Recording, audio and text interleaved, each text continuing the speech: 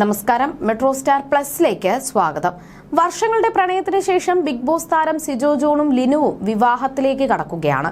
Big ബോസിൽ നിന്നും പുറത്തു വന്നതിന് പിന്നാലെയായിരുന്നു സിജോ തന്റെ പ്രണയിനിയെ എല്ലാവർക്കും പരിചയപ്പെടുത്തിയത്. അടുത്തിടെ ഇരുവരുടെയും എൻഗേജ്മെന്റും കഴിഞ്ഞിരുന്നു. ഇപ്പോഴത്തെ വിവാഹത്തിന് മുന്നോടിയായി നടത്തിയ ബാച്ചിലർ പാർട്ടിയിൽ ബിഗ് ബോസിലെ സിജോയുടെ സഹതാരങ്ങളെല്ലാം വന്നിരിക്കുകയാണ്. ബിഗ് ബോസിൽ വെച്ച് ലിനുവിനെ കുറിച്ച് സിജോ ആരോടും പറഞ്ഞിട്ടുണ്ടായിരുന്നില്ലെന്നാണ് ബാച്ചിലർ പാർട്ടി വേദിയിൽ വെച്ച് ജാസ്മിൻ ജാഫർ പറയുന്നത്. ബിഗ് ബോസിൽ വെച്ചാണ് ഞാൻ ആദ്യമായി സിജോയെ പരിചയപ്പെടുന്നത്. ലിനുവിനെ കുറിച്ചൊന്നും പറഞ്ഞിരുന്നില്ല. എന്നോട് മാത്രമല്ല, ഞങ്ങൾ ആരോടും ഇതേക്കുറിച്ച് സംസാരിച്ചില്ല. പിന്നീട് പുറത്തു പോയവർ റീ എൻട്രി നടത്തിയപ്പോൾ ശരണ്യേച്ചി എങ്ങാനും ഇതേക്കുറിച്ച് പറയുന്നത്, നിന്റെ പെണ്ണ് കാണാൻ അടിപൊളിയാണെന്ന് ശരണ്യേച്ചി അവനോട് പറഞ്ഞപ്പോഴാണ് ഇക്കാര്യം ഞാൻ അറിയുന്നത്. ജാസ്മിൻ പറഞ്ഞു. ഇത് കേട്ട് ഞാൻ അവനോട് ചോദിച്ചു, നിനക്കും പെണ്ണായോ എന്ന് ചോദിച്ചു. പുറത്തിറങ്ങിയതിനു ശേഷം ലിനുവിനെ കണ്ടു. ഇരുവരും അടിപൊളി കോംബോയാണ്. സിജോ കുറച്ച് പിരിപ്പിരിപ്പാണെങ്കിലും ലിനി കുറച്ച് അടങ്ങിയ ടൈപ്പാണ്. അതുകൊണ്ട് തന്നെ രണ്ടുപേരും സെറ്റായിട്ട് പോയിക്കോളും. രണ്ടുപേരും ഹൈ ആണെങ്കിലാണല്ലോ പ്രശ്നം. ഒരാൾ കുറച്ച് സോഫ്റ്റും ഒരാൾ കുറച്ച് ഹൈയും ആണെങ്കിൽ പ്രശ്നമില്ല. കുറെ വർഷം ഹാപ്പിയായി ജീവിക്കട്ടെ. ഇവന്റെ കയ്യിലിരിപ്പിന് ഇവൾ തല്ലിക്കൊല്ലാതിരിക്കട്ടെ എന്നും ജാസ്മിൻ തമാശ രൂപേണെ പറഞ്ഞു. വർഷങ്ങളായി കാത്തുനിന്ന ഒരു നിമിഷമാണ് വരാൻ പോകുന്നതെന്നായിരുന്നു സിജോയുടെ പ്രതികരണം. ഒരുപാട് വർഷത്തെ പ്രേമത്തിന് ശേഷം കല്യാണത്തിലേക്ക് എത്തുകയെന്ന് പറയുന്നത് സന്തോഷമുള്ള കാര്യമാണ്. വീട്ടുകാരുടെയൊക്കെ പൂർണ്ണ സമ്മതത്തോടെയാണ് വിവാഹം. ഈ 6 വർഷത്തെ പ്രണയത്തിനിടയിൽ ഏറ്റവും കൂടുതൽ സഹിച്ചിട്ടുണ്ടാവുക ലിനു ആയിരിക്കുമെന്നും സിജോ പറഞ്ഞു. ബിഗ് ബോസിലേക്ക് ഇവളെന്നെ വിടുമായിരുന്നില്ല.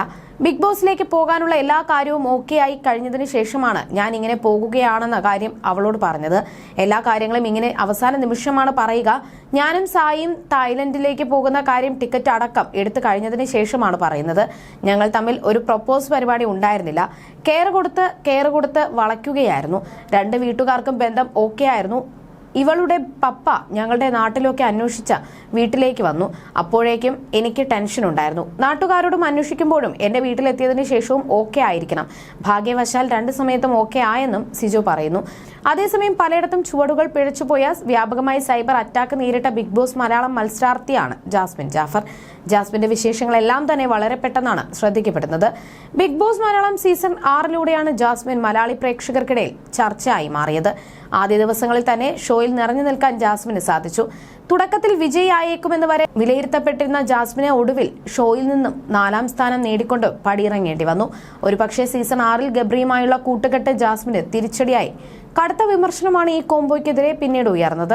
സുഹൃത്താണെന്ന് പറഞ്ഞ് പങ്കാളിയോടുന്ന പോലെയാണ് ജാസ്മിന്റെ പെരുമാറ്റമെന്ന് ആക്ഷേപം ശക്തമായി.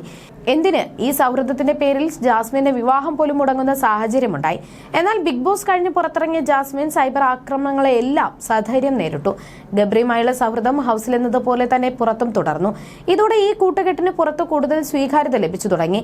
ഗബ്രിയുമായി മാത്രമല്ല, ഹൗസിലെ മറ്റ് സഹ മത്സരാർത്ഥികളുമായും വലിയ ആത്മബന്ധമാണ് ജാസ്മിൻ സൂക്ഷിക്കുന്നത്.